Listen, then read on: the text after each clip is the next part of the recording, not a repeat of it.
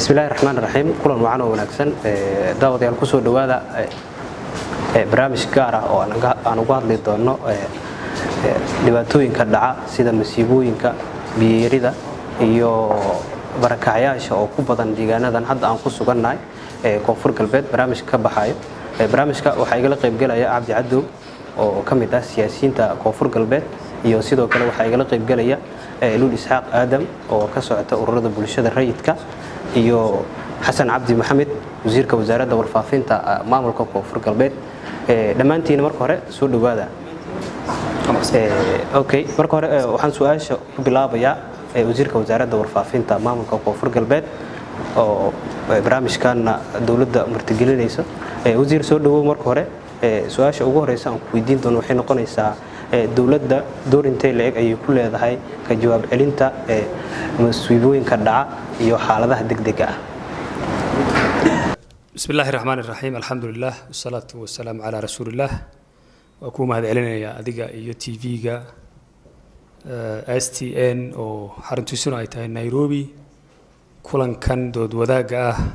أو هالكل جيسنا وياهي جودهام بسومالي أبارة بدن دباتوين بدن باكجرو سيدي مركا أي أبارها سودعان لوجا هرتجي كرا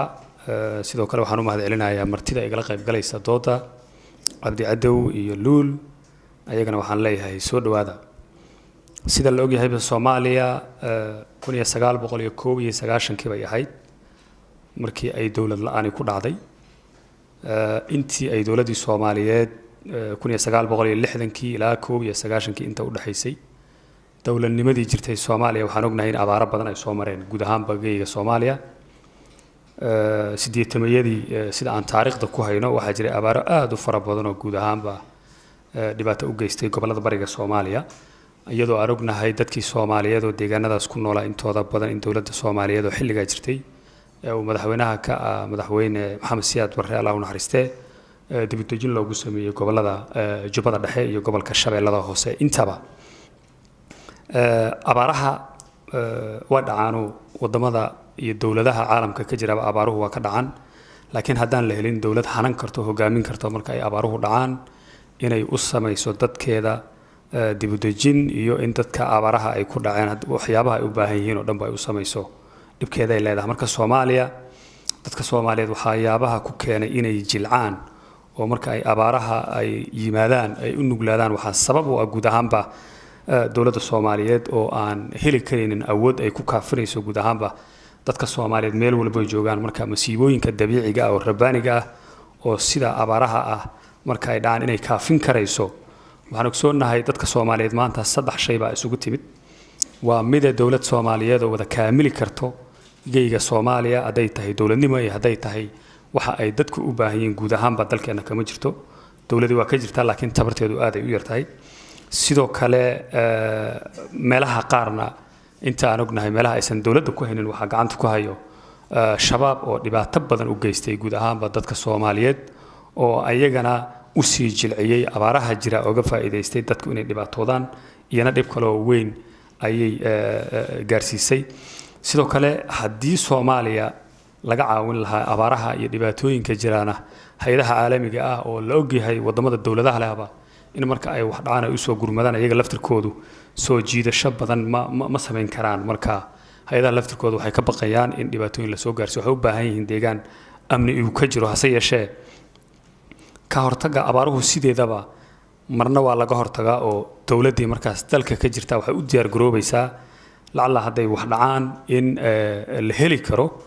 wax dadka Soomaaliyeed noloshooda lagu badbaadin karo sidoo kalena haddii abaar rabbaani ay dhacdo in laga daba tago oo dawladdu markiiba marka la soo sheego abaaro inay ka daba tagi karto gurmadna sameyn karto haday tahay dhinaca biyo la'aanta iyo nolosha madaniga intaaba marka jilacsanaanta dawladda Soomaaliyeed oo tartiib u soo kabanayso dawladnimadeeda shabaab oo iyana dhinaca dhibaatada ugu haya dadka Soomaaliyeed guud ahaan bay reer koonfur galbeed Soomaaliya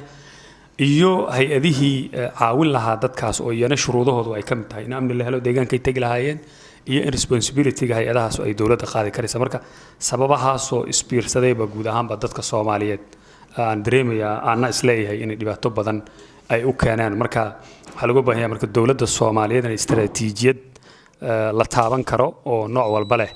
dhinacyo badan leh iyadoo ay la timaado si dadka Soomaaliyeed oo abaaraha dagaaladuna ay u sii dheer yihiin shabaabkana u sii dheer yahay sida looga badbaadi lahaa ku soo noqonaya waxa siinaya Cabdi Cabdu inta badan deegaanada Koonfur Galbeed waxyaabaha ka dhaca waxa ugu badan abaaraha dadka ugu tirada badan ee barakacayaashana waxay ku sugan yihiin deegaanada Koonfur Galbeed marka la fiiriyo marka ma isleedihiin baahiyaadka gaarka ah dadka qabo ma helaan gargaarka loo baahan yahay xilliyada dhibaatada dhaca waxaan salaamayaa wasiirka iyo martida kale iyo adiga oo barnaamijka daadihinayaba intaan jawaabtaada u gelin waxay radaan fikirkayga guud aan ku darsado saameynta dagaalada sokeeye dagaal sokeeye markuu wadan ka dhaco saameyn wuxuu yeeshaa 5 saameyn oo yeeshaa oo waaweyn waxa ugu horeeyo wuxuu yareeyaa tayada adeeg bixinta yareeyaa markuu dagaal sokeeye dhaco waxa meesha ka baxaya service delivery-ga sidaas daraadeed nature way ama dabeecad oo dagaalada sokeeye ay leeyihiin guud ahaan caalamka way in waxyaabaha asaasiga ah meesha ay ka baxaan saas darteed deegaanadan Koonfur Galbeed dadka waxay ahayn dad degan oo aslanba ku tiirsan beeraha noloshooda waxay ahayd tusaale haddaan ku siiyo qofka beertiisi oo raashinka oo kasoo tacbado oo ka goosto iyo warta uu biyaha ka helo iyo xoolaha uu caanaha ka helo iyo dugsi quraanka oo dhigto in noloshiisa oo dhan waxay ku hareereysan tahay wax ka yar 5 kilomitir weligiis waxa laga yaabaa marka qofka mar ilaa asoo musaafir ah inuu meel kale aado laakiin uusan dabeecad ahaan u sameysnayn in noloshiisi uu socod iyo ku raadiyo sidaas darteed dhibaatada markay dhacday deegaanadan Koonfur Galbeed dhibka ugu weyn ayay ku yeelatay maxaa yeelay dadkii weligood ma qaxin 1991 markay qaxeen waxa ku dhacay jahawareer ilaa iyo hadda say u degaan isay u noolaadaan ay laayihiin dagaaladiina waxay noqdeen dagaalo sokeeyo oo iska joogta aan hareynin mar ama saas haloo mar ama mar dagaal qabiilo ayaga dhexdooda dhaco mar shabaab ha dhaco abaaraha marka waxa la rabaa maamul ama deegaan maamul ka jira oo xasiloon oo nabad ah ayaa dadka loo gurman kara dadka hadda way soo wada qaxan bay dhaway joogan mowduuc inta ku qoran markaan fiiriyay iyo hadda capacity-ga dawladda Soomaaliya ay leedahay ama maamul goboleedka aanda guud ahaan East Africa kuma arkin ani dawlad maanta sanduuq leh oo dib intuusan dhibka dhicin ka hor u diyaarsan inay gurmato meelaha kale wayna yaray dhaamaan oo bishacas iyo waxba jira iyo hay'ado kale oo maxalli oo abaabulan iyo qasnada dawladda isla markii waxa laga saaray laakiin anaga waa ogtiin dawladeena waxay ku nooshahay taakuleen ani marka adaan soo gal jawaabteeda yani su'aashaada jawaabteeda u soo noqdo oo ah yani sidee dadka kaalmo loo gaarsiin kara kaalinta dawladda adaan ka hadla sida dadka kaalmo loo gaarsiin kara waxay tahay horta in data rasmi ah dadka barakacayaasha ah inta qoys ay yihiin qoys walba inta uu ka kooban yahay data sax ah oo yani file gareysan inay dawladda haysto way markaas waxa la dhihi karaa inta gram ee loo baahan yahay aniga 3 sano iyo bar kamid ah noloshaydan college ku qaatay qof college kaas waxa caadi iska ahayd in qofka wax xisaaban inuu cuno gramkiisa hilibka ah oo birday uu u baahan yahay 50 gram oo hilib ahayd usbuuca lagu dhufanay bila lagu dhufanay sanada lagu dhufanay budgetkana wuxuu iska ahay budget yani aan isbedbedelin saas darteed marka maamulka inta ka jira ama guud ahaan Soomaaliya waxa looga baahan yahay tirada IDPs-ka yani refugee waa wixii xuduudda ka baxay inkastoo maalmahan dambe dad la soo celinay laakiin inta internal displaced-ka dadka tiradooda rasmiga ah maamul goboleed kasta ama gobol kasta ama degmo kasta inta ku nool inay yani record gareysan tahay baahidoodana sidoo kale inay ayadana cabiran tahay yacni dadkan biyo intee la-eg ay u baahan yihiin raashin intee in la-eg ay u baahan yihiin caafimaad intee in la-eg u baahan yihiin yacni caafimaadka qofka maalin kasta ma xanuunsanayo laakiin goobta caafimaad ee qofkaas u baahan yahay yacni goob caafimaad oo tayo leh oo adeeg bixin karta oon qofka ka dheereen xilliya marka waxaa jira emergency imaanaya sida hadda oo kale oo biyo la-aanta ah marka guud ahaan jawaabteeda waxay noqonaysaa dowladda Soomaaliyeed doorkeeda ee ka jawaabista dhibaatooyinkan kaliya wuxuu noqon karaa inay facilitate gareyso ama ay fududeyso ayna isku dubarido kaalmooyinka hay-ada ayada tabar uma lahan waan ogahay iyo inay sameyso ay delegate gareyso guddiyo ama yacni oo arrimahaas kaalin ka geysta oo dowladda ay magacaabayso oo kaalmooyin ururinaya iyo wixii markaas jiro marka waxyaabaha kale ee dhibaatooyinka laga dhaxlo saameyntii aan sheegay shanta waxaa ka mid ah dagaalada sokeeye ayaga laftigooda waxay daciifinayaan ishaysadka bulshooyinka yacni bulshada markay kala tagto hadhow ma isku gurman karto xitaa sida hadda anaga nagu dhacdo oo kale waay waxaa meesha ka baxay yacni ishaysadka bulsho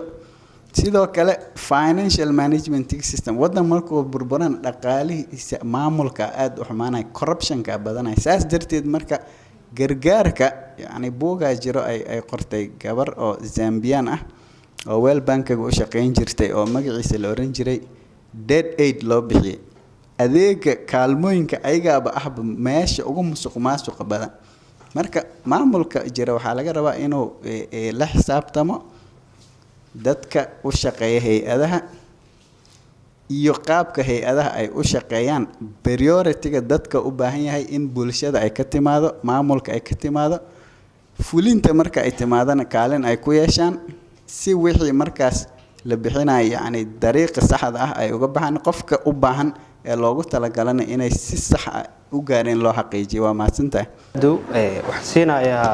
luul isxaaq aadan oo ka socota ururada bulshada rayidka luul su-aashaan ku weydiin doono waxay noqonaysaa see u aragtaa in shacabka inta badan waxyaabay hadda aan ka hadlay oo ah inta tirada barakacyaasha ku sugan sidee loo badbaadin karaa shacabka xilliyada ay dhacayaan adeegyada ama waxyaabaha degdega ah musiibooyinka ah bismillaahi raxmaani raxiim أولاً ما أنت كسلام دمان دتكه كقريب قال ميل رئيس حفلة دعنا أما ميل رئيس كلون كون إيد كان مهم سن الله كوك هذا لو سأم كجوا بس الدولة الفدرال كأبارو بحثن أي كلية هاي دلالك هذا أو وكيل كSTN كوفر قلبه يو يركن وكيل ككلاته كوفر قلبه الهندري مرتدى وجاز حسن عبدي أو وزير كرفافين تي عبدي عدو أولاً ما بسين لها السلام عليكم ورحمة الله وبركاته salaan kadib waxaan dhihi karaa waxaa jiro aniga inta aan hadda aan barnaamijyadan ku soo biiray waxaan ka qayb qaatay laba gurmad abaarood oo midna uu ahaa 12kii sanadadii la soo dhaafay midna uu ahaa 16kii ilaa iyo saacadan oo dabayaaqadeeda aan taaganahay waxaa looga bixi karaa ama abaarahaas looga tanasuli karaa ama gabi ahaanba looga suulin karaa deegaanadeena waxaan dhihi karaa waxaa jira deegaanadan waxaa imaada hay-ado u wada fankaas waxay keenaan deegaankay keenaan waxay ku bixiyaan waxyaabo aan markaas dhaxalgal ahayn ama uu deegaankii u reebeynin wax manaafacaad ah sida kaararka oo kaleeto oo 6 bilood sanadle iyo waxaas lagu bixinayo sida waxyaabo oo markaas aan dadka aysan ka faa'iideysanaynin waxaa abaarahaas looga bixi karaa ama bulshadeena guud ahaanba ay uga bixi kartaa ayaan leeyahay in la xoojiyo hay-adaha samafalka ee koonfur galbeed imaanaya ama guud ahaan Soomaaliya imaanayo fankaas ayaga way bixinayaan laazim way bixin lahaayeen ma cishan lahayn in fankaas ay ku bixiyaan ceelal riigi ah oo bulshada loo qodayo oo kaleeto goobo ganacsi oo haweenka la isugu geynayo ama guud ahaan dhalinyarada business ganacsi loogu abuurayo si ay noloshoodu u sii maareeyaan oo kaleeto beeraha in la maalgashado oo kaleeto xoolaha in dhaqaale abuur ayagana lagu sameeyo naftirkooda ganacsiyadooda la kubciyo oo kaleeto meesha lagu wareeganayo in kaarar $60 $70 $100 oo qofka la siinayo bil sodonkeeda mana kaafinayso qof buush degan oo beertiisa ka soo kacay abaar ay hayso raashin u baahan hooyad u baahan caruurtii iyo aabahood iyo hooyadood ay isdul taagan yihiin $60 bishii la siiyo wax uma tarays waxa u dhaanta sanadkaas in ceel riiga loo qodo beerna ama loo kireeyo ama loo gado qudaar ay ka soo saartaan noloshooda ay ku maareeyaan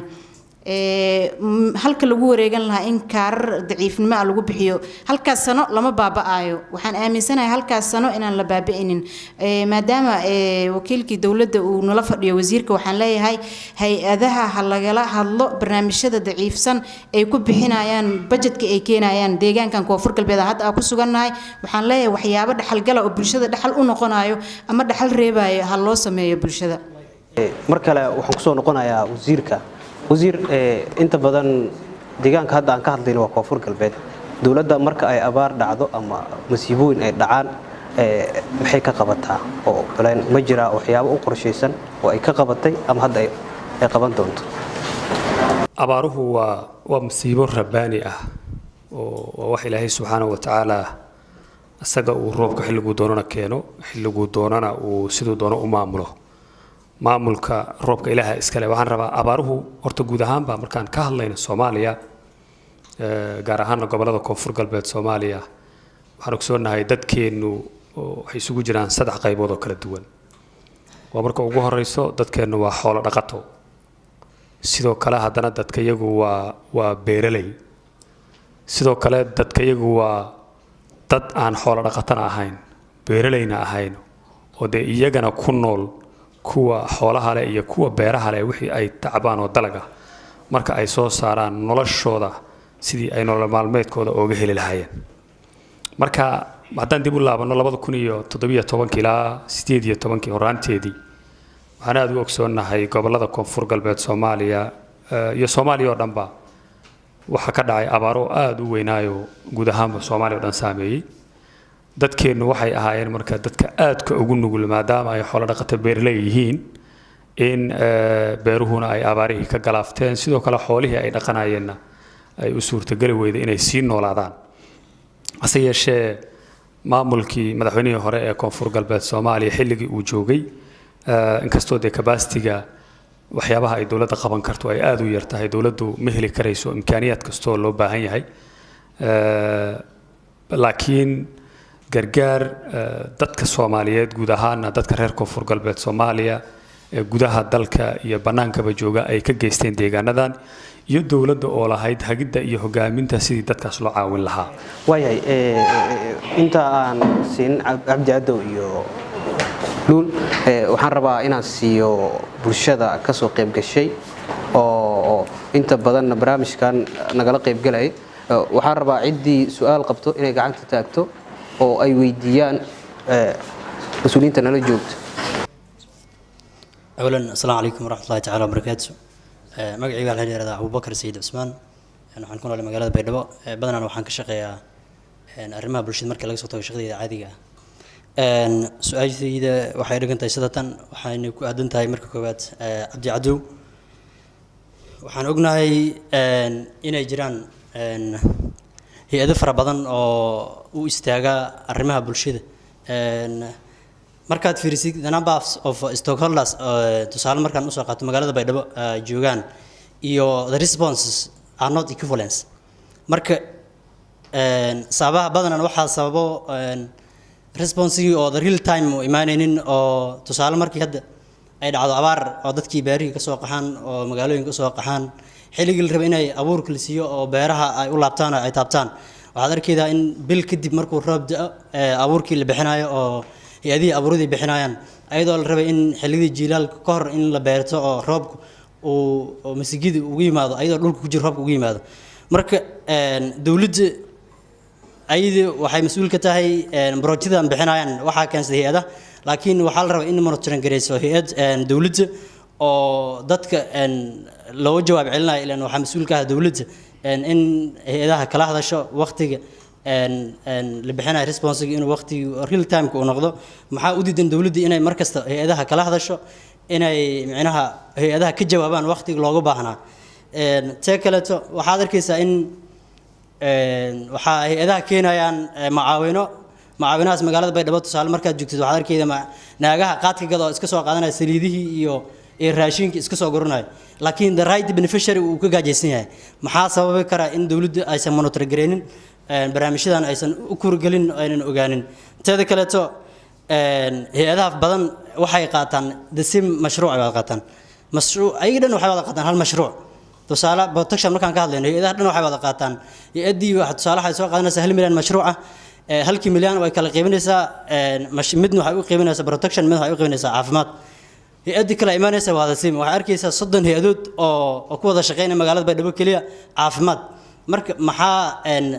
sports gap kale loo fiirin lahayd oo hay'adii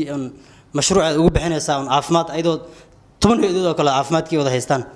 Baydhabo oo dhan waxaad arkaysaa hadda health post ama MCH waa la yaqaan magaalada dhinac kasta ayadoo caafimaadkii ama waxbarashadii ay yartahay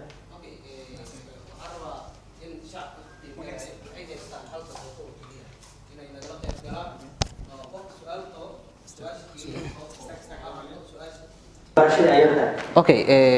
waxaan rabaa in shacabka ka qayb galayo waxay haystaan 1 daqiiqo oo kaliya inay nagala qayb galaan qofka su'aal qabo su'aasha kaliya ha soo koobo oo ha hadlo su'aasha wasiirka ururada bulshada iyo siyaasiyiinta dadka ka socda hala soo koobo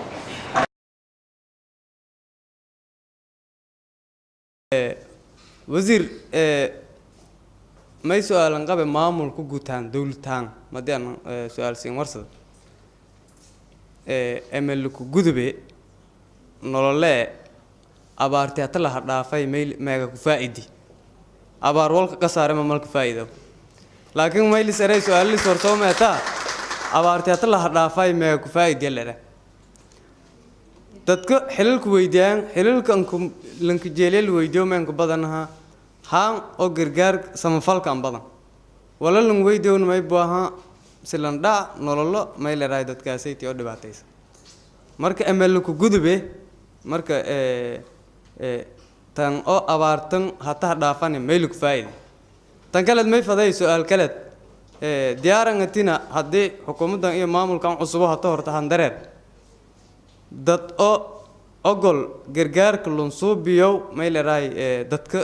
abaaro iyo nololo baahida hayto habarkay dadka gargaarka lunsuubiyo maamul ogol etina mis may leeyahay lan dadku roogsayo dadkaasay timay meelon kooyin unba mu'aaradni een may walan geebeen dad aro etin أنا مجاي ويلري عبدالرحمن عبد الله عبدالرحمن لري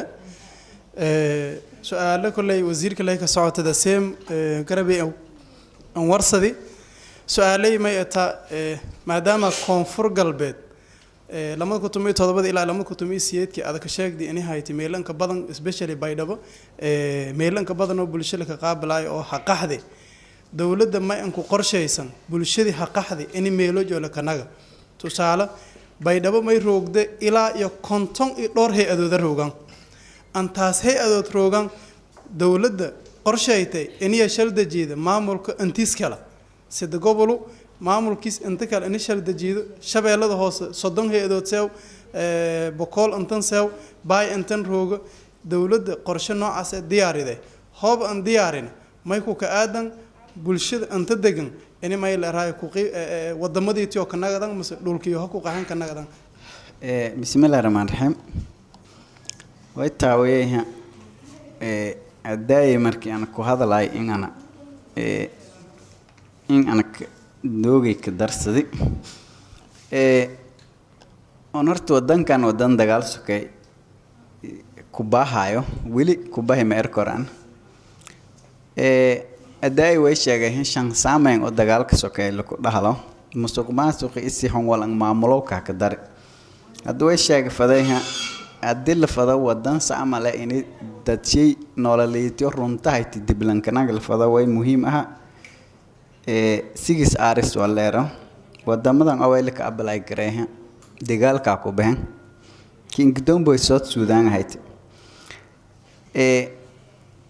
جرجارك نفتيس ريليفك يعني ريليفك أما جرجارك هديس وقت كوبان عناغن أو سنجد وقت الصعدة وسنجد عادة لكن أحوم أويلك وعادة إن دتك dependence يعني كتير سنادن وليشوا والبق أبصدوا عندك سو جاورر كديس يو والان أبوردن قردوين لا أنا بالكلية بفكري أنا مقابل إن لان أو سيدالو أشجاب الشباب يحكوا كحي بيدو بوتش كجرا أو مور أو كلا حال أو كلا ميلان كأذنا والإلهي لي باليس جران أسسوك هي أدو يكويتي كارل أو يعني رجاء ليش كنولا ده شخصيا مقابل لكن ظروف أو يجرته أمني تسالي ردسن سي أبارتيدن كدم بيتي أستيمل لراي أو سومالي دون سنتي لراي ميلان كون أو كديدي وقوي كهايتي قبل سومالان يعني ميلي أنك الدور نايتي ميل هايتي بدلانga كيكتي كونفورتون ميل بدن كديدي لكن مي دولكاسي emergency arang هايتي وينس جذب كوري أمني جري وقت كوبان كدب دتك هب نولاليتيو أو يعني سديد بلاد أو عبارة ديد بدتك لكالمي كدب ويدي من كنا كذا نولاليتيو عادي هايتي لكن أنا مشكلة تجارت وياها early warning system مجرد دتك أنت عبارة دين كهر دقنين مصوب يعني هي هذا من ديار جروين معمول كهذا وقت شيء لما هذه أفرتشين لبنين كوريون سون دولة كبير بيدو دت كويس أو يجري أو عادي كويس نورمال مقالة دقن كان شيء كتير سن عبارة إنسامين أو دور كار هايس ده ومعمول هم ده يعني هدايش يا جاي أرنتاس مرك ويلكو كبها كوري إن معمول ك دور وين هذا هذا ولا صوب يعني يو معمولك إنسي وذي جري لان وذا شقي بعهذا معمولك همرت معمولك نفتيه مستقماسك مصوب يعني مليه أنا ويا نفتيه جيبك وين تأثرت إنسي صح ولا معمول يا أصل يعني أن دكان أهم بأم دهان إنه لما هي تبهد إني أو دكان كفاية هاي أو هاي لانك أو ولا هاي سدي إنغوس كوكافتم ولا لانكم باهنا هذه أنا هناك ده مركز ما هي هذا حل أو وقت دم بولا إن شاء الله أنت سنة كهر أغسطس هول كان أنا ويك أنا يتوبر أو برنامج كان مشروع كان سمر بالعراي ويل بلاويها سنة كهذا لا بلاوي سنة كست أنت بير أبور كلندير نكور إني دراسة صوب مشروع السمر بالعراي اللي هذا هي أدود سادالين كصوبيان سنة كاستنا كذا دتكنا early warning system مشروع اللي صوبي حالة تو normal كأب حكومة emergency هجلاس emergency كديبو أمانت أبارتي دبعته درياسة مرك سنة كهذا ويا بلاوي معمول كنا طبعا جيبك وهاي وزارة ده أو وذا شقين ده مشروع السمر بوي بلاوي إن أو دتك تابو برنا دتك إن اللي سيت سالان دتك أنا هدي مزجها هنقط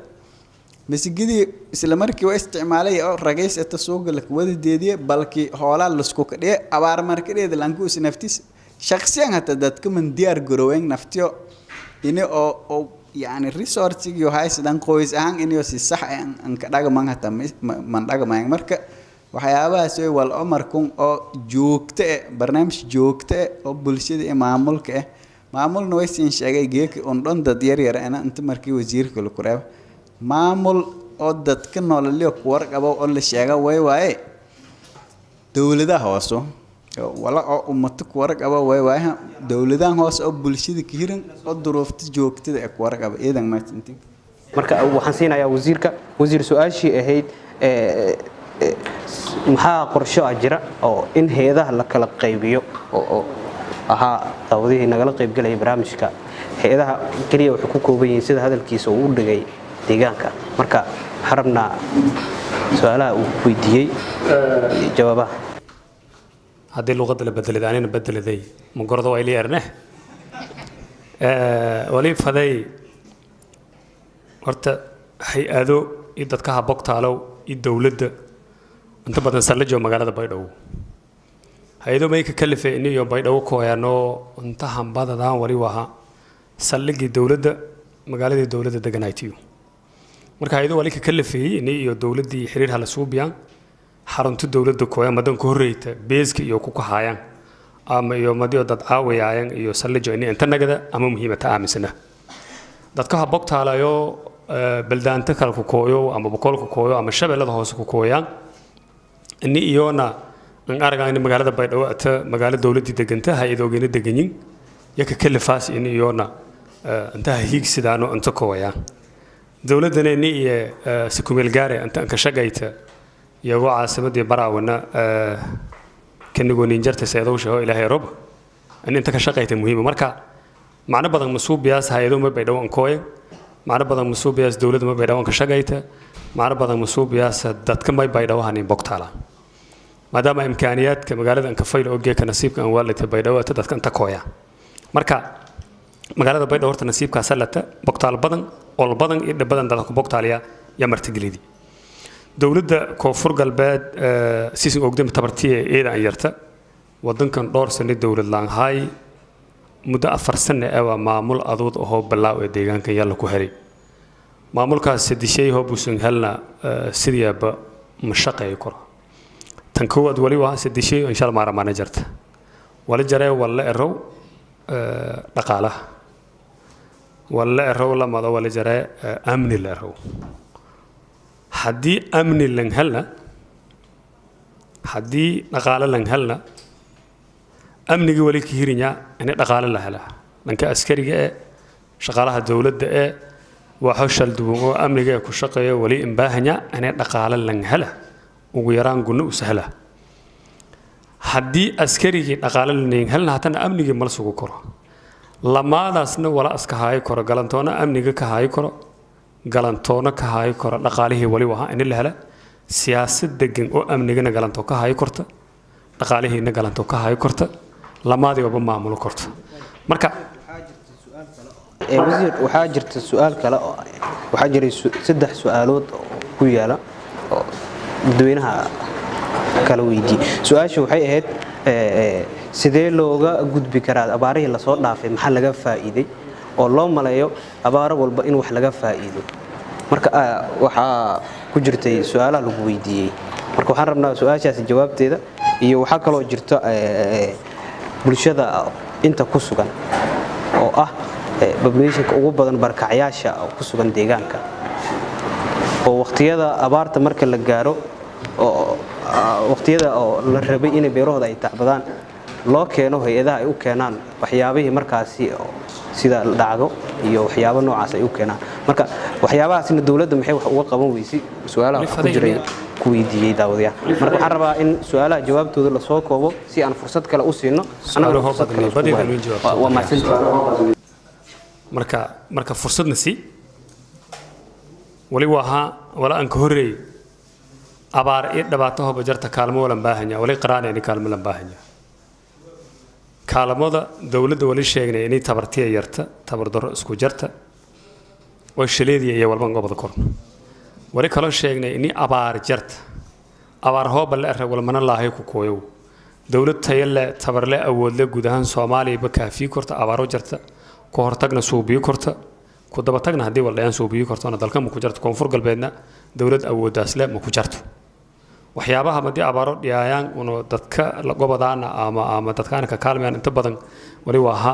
bulshada shilduwa caalamku ku koosa oo weeran iyo inta dadka reer koonfur galbeed Soomaaliya kaalmadooda dadka yakrooga abaarta ilaahay yeesheen biyuusha iyo lagu faday qodobka wali jaray hooban qaldanay walaalkay warsidii hay'ado wali reemadii oo abaar kooyt abaartina bato beero la falado leeyahay ado wali sheenayana haano beese iyo naytay haano badar iyo wala fado in dadka beerosho dib in kanagadaan wala soo faradan wal jaru wali shakan laayna wadanka Soomaaliya hay'ado kooyan lan walba ujeedo gooni ama aragti gooni ilay lan walba istaraatiijiyad gooni oo dadka ka caawiyo fado wajare hay'ad kastana saadiib sheegday wali waa madaw birsho wali aragaas iyagoo roob gobodow beero la falow dadka waroojo biika jaraan dadka reelan naga ritaanis leen soo bil la fado wali aragaas wali la sheenay walmadiyeedana in baahanayno oo badar ah dadkaasna madiyeeda walan taraan dawladda koonfur galbeed oo aan kumada aha wali ku faday ni istaraatiijiyad hay'adoogan iyo ka hagaasa baahida madaas teegan wala dadka madaasan baahanyin lan caafimaad aan baahan hobada madiyeeda misga inshaanta daawo faday ma lan ku soo misga ma fado lambaahan oo caafimaad in baahanayna madiyeeda in daawo inshaanta wal macallay suubiyaas ma leh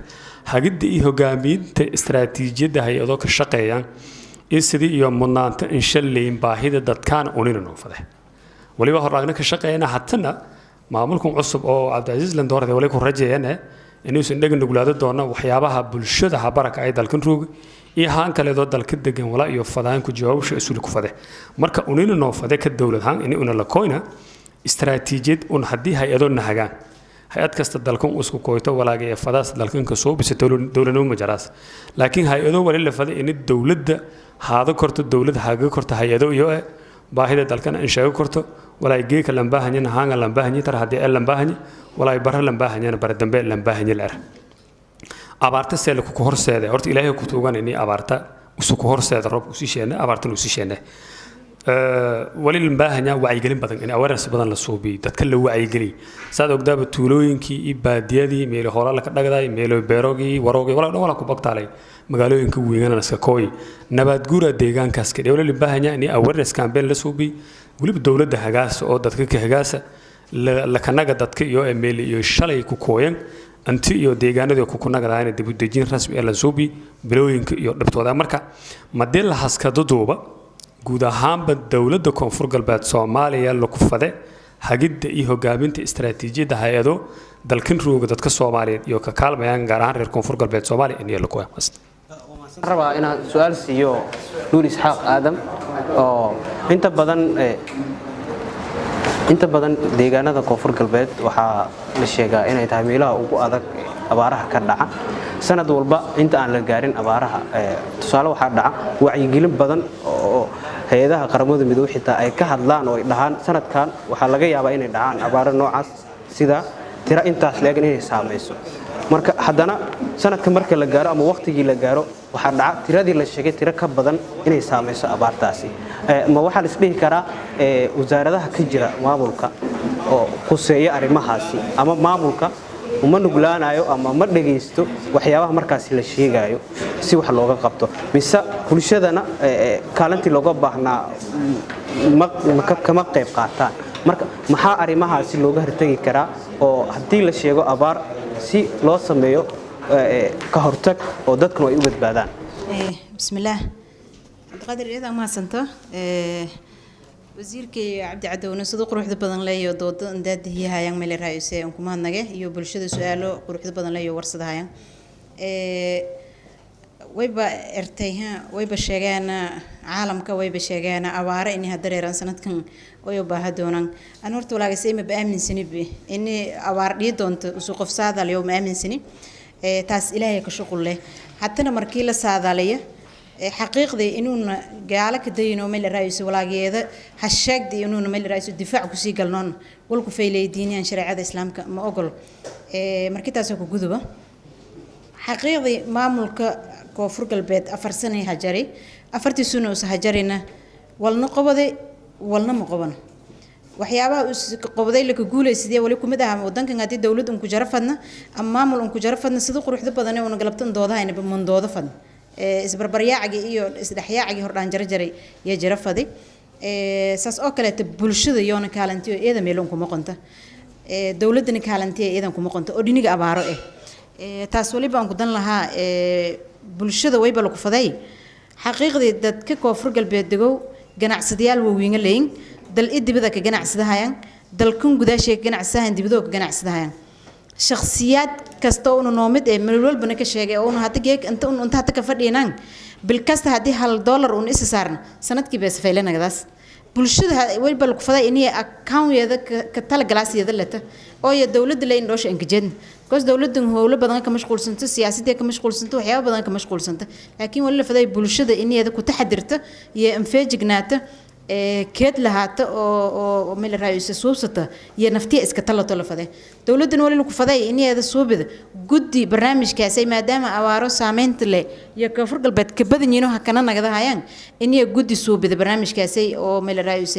دبا قلو أبارو الصوب تحنا نقدر هي إذا سما فلك أو مل رئيس كفر قلبت روج صوبته يو بجت كتر ذا بدن أو عدديس أنت لها قاعدة هذا كفر قلبت أنكم مو قدوة سني صوب تاس إني دولة ديون جدي أو صوبيان حقيقة مركي جدي على صوبيان لير ما ورا لك هذا لير وزير ذا لما جعابي أنت بدن وزير ذا لما قصيت برنامج كبلشة قصي صوبته باهذا جرت بلشة qofka wasiirka ee way in bandhig kore bulshada baahideeda ogaado korto maamulkan cusub oo hada Cabdicasiis lang magacaabay misalan dooradi way ba ku fadaanay in uu soo biyo gudi oo in iska jar ururada bulshada iyo wasiiro u saxulo doono oo barnaamijkaas ay ku shaqeeyay doono guud ahaanba sababtoo hay'ado way fadaayna dabagal xooggan fadaayan sida walaalkay haday sheegay oo bulshada qayb kumid ah su'aalayo dad warsaas kumid ah hay-adoogi dhan hal focus leen hal meel is target gareysadaan inni meel is target gareysadaan sax ma ah wayba la faday hay-ado waana wayba qalad kala dadka NGO-yada leh oo budget ka dirsado iyo same budget lay dirsadaan sababta wali fadayana beesas account ku dhaas yoona kaarkaas ka shubaan taasna yoona dan man ka jarta deegaankana dad man ka jarta marka wayba ku codsaanay dawladda cusub oo meel raayis Cabdi madaxweynaha ku inay dabagalka soo biday hay-ado abaarahan hana nagadahaayeen sababta abaarahan nagadahaayeen niyada guddi civil society ee oo ururada bulshada rayidka ayada aan soo bida bulshadana way ba ku codsanayeen aan jaanis ku faa'iideyso inuu iska taladana dawladii oo ka talana dawladda guud koro ku maamulo korta laakiin wala qaybo hoos ee shacabka iyo ismaamulayeen ida ma sintin intaadan bulshada siinin wali faday su'aalo lay warsaday ana ku boodiye jirtay corruption jara la hay'ado dhatiyo iyo inay dadka oo طبعا بركة عيالك دتيو corruption الله كسوبية وليش كان لها هنا corruption مجرد ما رجع كره ودمر برسن institution هذا جو أول لين لها هنا طبعا قال لها هنا corruption كله للدجال لما نقول بولف هذا كره مركا هيدو نفتيو قداشو corruption كجرا كره دتك هجاميايو هيدو يو ميلو يو سيدان أما باهيد يو مدرس كجوابان فدايان هجامياو هلكو يبني corruption سوبيان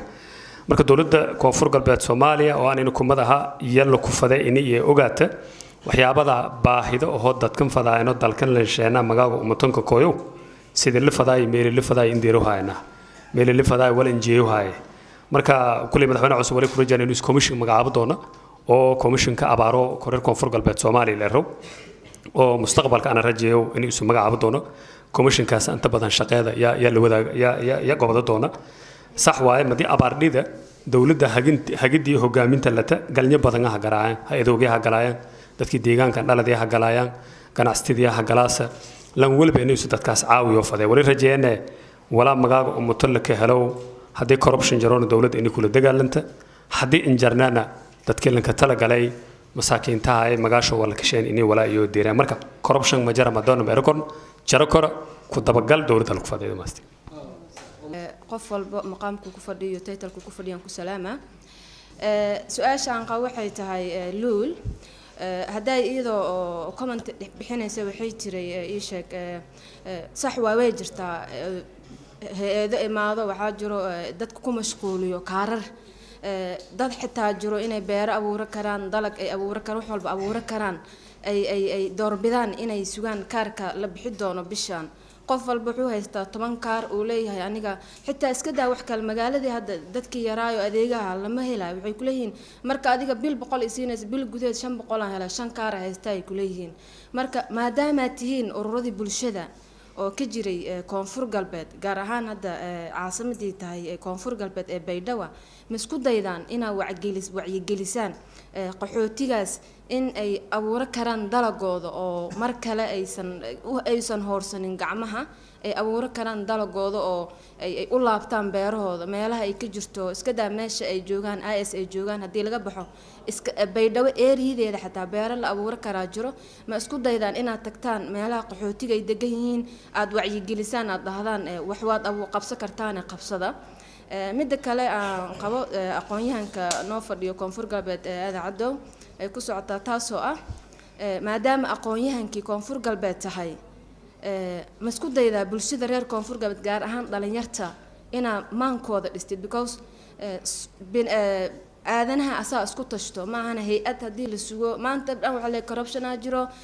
waa isheeg wasaaradda tan waaye kan waa aqoonyahan maadaama aad tihiin isku daydaan ina idinkana qayb ka qaadataan kaabida dawladda aad u maasantiin alxamdulillahi rabbil aalamiin wasalaatu wasalaamu ala ashrafil mursaliin sayyidina muhammad wa ala alihi wa sahbihi ajma'in amma ba'd assalaamu alaykum wa rahmatullahi ta'ala wa barakatuh horta geeka barnaamij oo eedlanka dooda wali waqti dheer la saqaadada fay lahayti ya meelan laak bandhigi laakiin waqti ma haysan san argo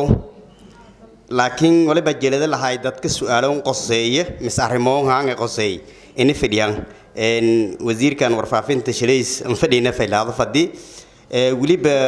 walaalay wasiiradii iyo sheegasi wasaarado dhowr cabeesheesi laakiin dad kale waliba ku hoosee jara gobol degmada farjo inta fidiyaan faylaado lahayti maadaama kormadi walax ku dhaadhacan hoos yoon dhiyayaan laakiin madina insha Allah wali noo ka aadinga ku hadalaana dileed insha Allah horta wasiirka ka socda su'aal saasan dheer ma baqaba wala ku hadalaa hore lambi aragahaye maadaama istiraatiijiyada markaasi hay'ado ka shaqeeya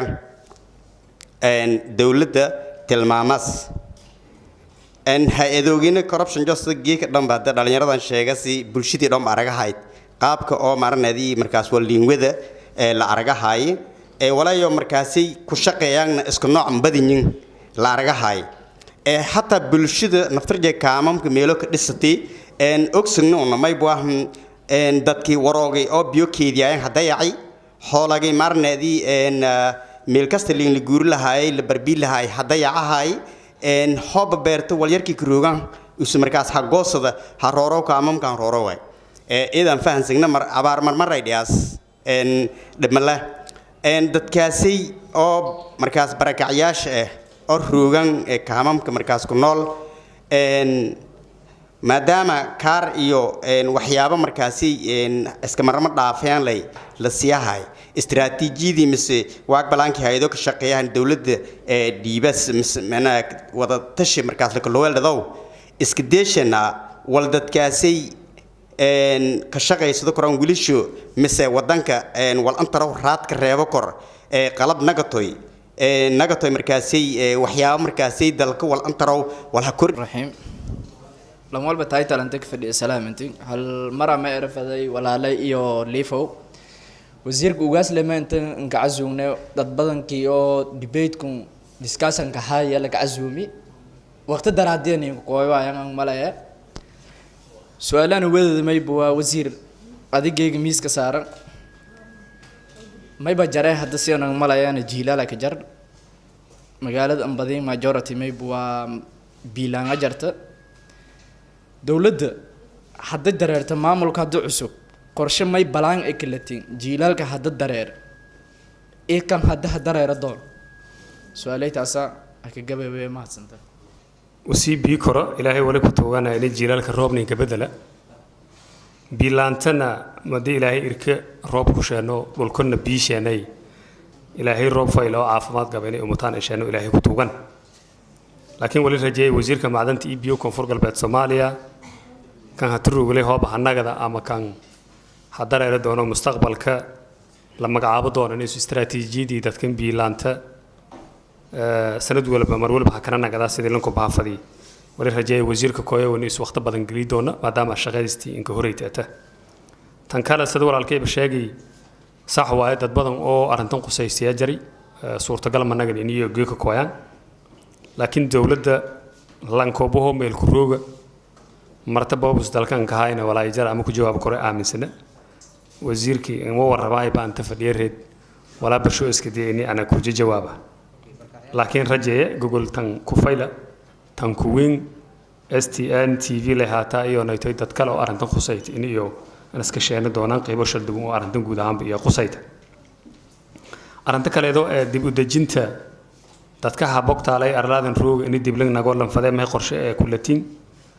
niyo dawladana tabartiyana ogdin dadkaanona tabartiseedan ogdin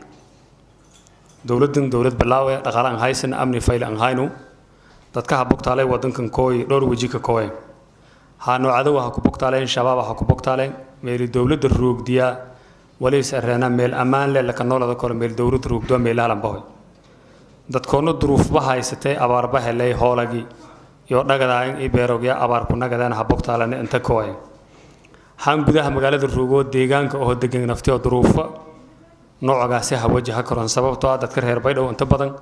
wali ka tiirsanyiina xoolo dhaqatada magaalada meelo baadiyada degan iyo nooyta beero dabcan gobolada koonfur galbeed Soomaaliya ilaahay aan ka manaysid marka hadii haani gudaha ruugi soortiyo aama fadama beertiyo ha ku bahafadi abaar ka dheedii iyo dhibsho qaba marka haddii baadiyada abaar ku dhida dadka magaaladana wali waa arintiyeeda ee saameeyas marka wal iska hirin nolol iska hirin mi magaalada iska hirin dadkana maadaama xoolo dhaqata beerley lankii shabaab ha ku roori oo cadow ha ku roori wali in baahanya meel isa ku roori min shay mooradi saayte cadow guruuga in la ku dhaw ciidamada landara wadankaas nadiif nagado deegaan shay usaka nagada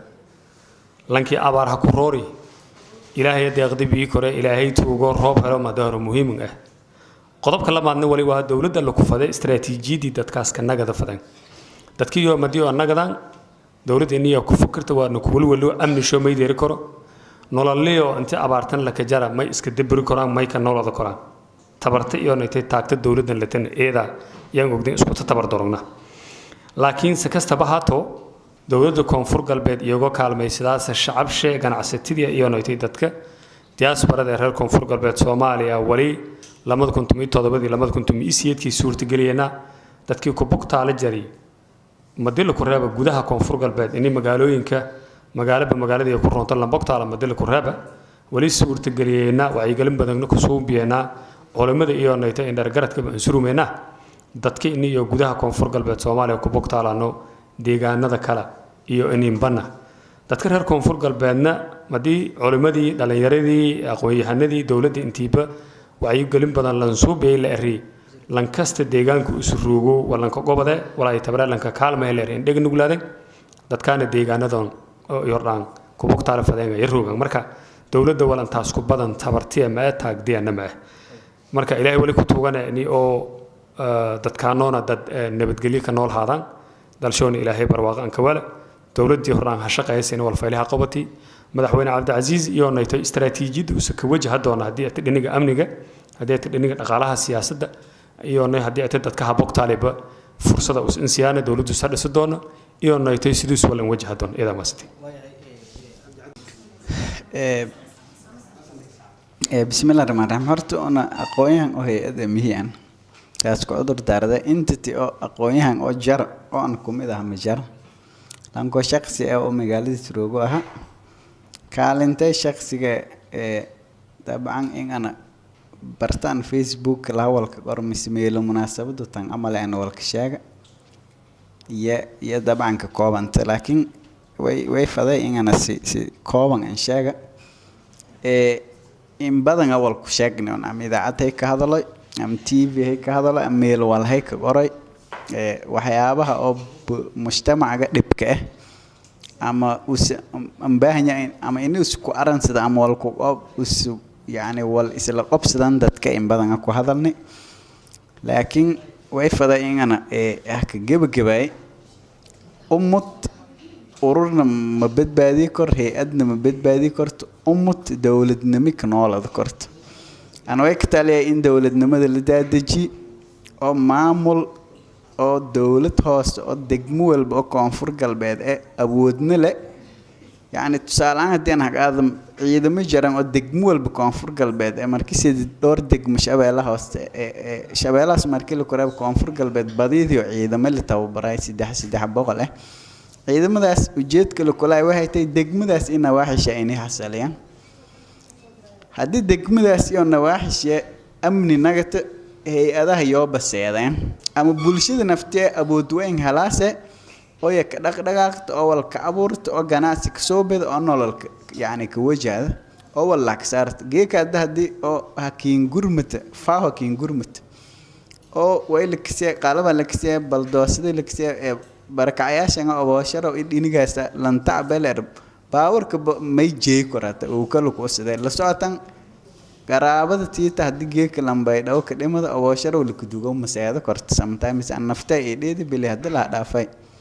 هذا كيد مدي أن تأسيس همر أن كوي أباشرة ولا كدوجا ونسياد وهرت مجالد وأن كنالنا نوع عاسو أنا ويك تلي معمول الدجموين ديرو ودادجين تمعمول كدولة ده هوس ولا مسين هذا الشيء كسان وعيقلين تلي شغل الدولة ده هوسو استراتيجي كوميونيكيشن على الدولة ده هوس إسكولا إني ورا سيدان عيالك سيدان ميلدت كان إسكوكوين والكشيعان يوسكولا ونمرك لكن دولة ده أقول لك نولا ده iyo faham dawladeedaan baahana maay hay'ad iyo entity kale oo gaar ah oo waqti kooban jaraaso mashruuc xiliyaysan in oo yaani nolol la xasalay faham sax ah ama eedan ma tintin maadaama barnaamijka gabagabeeyay walaalay su'aal muhiim ay warsatay ururada bulshada qayb shalgadiisan yani iska jaraan way bajare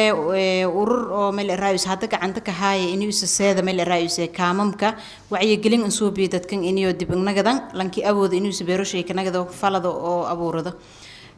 xaqiiqdii wacyigelintaasay wal shakhsiyaad ha koobo kuran mee ama ururada bulshada rayidka isleedii la dhigi kormee waa wal ururada bulshada rayidka iyo hay'ado iyo dawladda inuu isku kaaladan la fado mar walba wali meel kuma qanaha kaalanti oo lahaayeen hay'ado oo samafalka ee kooyahaayeen koonfur galbeed iyo tiyo dawladda la hayti iyo bulshada la haytiba marka wayba fadaanayeedo meel raayis maadaama uu hada curdan ee 4 sano leh hada dawladda haysani hada ay sheegi hatana 40 sano lamaad meel raayis madaxweynaha lamaad hada koonfur galbeed lan dooradi wayba ilaahay ku rajeeyna insha Allah in meel raayis meel uu hada roogno hor on ku sii guduba doogna may mar walbana kala dardaaramay dawladda oo wakiilka hada nooka ee meel raayis ugaas Xasan Cabdi usuuna ay meel raayis wasiirka warfaafinta hada 4 sano ha shaqeeyay hadii uu sahanagadoona inuu meel raayis ku shaqeey wacyigelinta bulshada iyo dawladda sidii meel raayis in isku kaalada fadan in la yaraaye abaarahan hanagadi wal yaraaye kor taxadir la suubi kor تعب بدن اللي جليه كور جهد بدن إن اللي جليه يلا فده هديوس مركز هنگنا جنن إنه يس نقدر دونه ما دام أنا أوجه دولتي كفرق البيت عرضن كايتي أفرت السنة اللي هدافي تتكهدسي أس إنه يس متكوهاي أنا أوجه إنه يس للتليال كومت هذا أو مل الرئيس مرول بوس هذا تتك أو مل الرئيس مركزي كعلم كجيس دون ويبرجعنا أفرت السنة هذا دريرت إثبت البدن إنه يس كودي دون كفرق البيت أما دولة شنتي أما دلنيرة شنتي حقيقة دلنيرة ذا كدقن مل الرئيس ديجانا دون كفرق galbeed waxbarasho in ka hang hiddiilo fayle in ka hang wax qabada in ka hang kaliya wali waa isniin meel raayis isku xirkii oo hay'adooga iyo maamulkii dawladeed marka taasna way barajeynay kiskisa laan ku gudubay wala systemkii shalay una ka jarnay lama lambo isgal feer liskala booday misxabad liskala booday geeka maroogna ma argaasay lama lan dhalinyaro siyaasi ah kursiga ka tartamay tadan meeloshaa iskala dhamaayeen hadan bareekan kala guuleysto in hambaliyo taas naftirshay wala yar kornay wala una ka talaabsanay oo dawladnimo oo marka way barajeynay intii 40 sano hada dareerta una nagado doogna dad oo insha Allah heerkii lan ka talagalay deeri ilaahay walwalbana ku shaqo leh taas ilaahay ku codsan insha Allah ma santiin dhamaan waxaan u mahad celinaynaa inta barnaamijka nagala qayb qaadatay Cabdi Caddo oo ka socday siyaasiyiinta koonfur galbeed Luul Isxaaq Aadan oo ka socotay ururada bulshada rayidka iyo wasiirka warfaafinta maamulka koonfur galbeed Xasan Cabdi Maxamed oo barnaamijkan gaarka ah nagala qayb qaadanay barnaamijkan oo aan uga hadlaynay sida dawladda ay uga qayb qaadan karto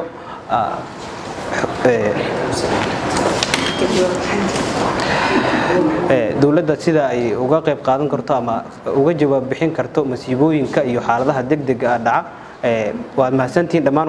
waxaan sidoo kale u mahad celinaynaa bulshadii nagala qayb gashay oo barnaamijkan sida quruxda badan uga qayb qaatay waxaan soo gabagabeynaynaa barnaamijka oo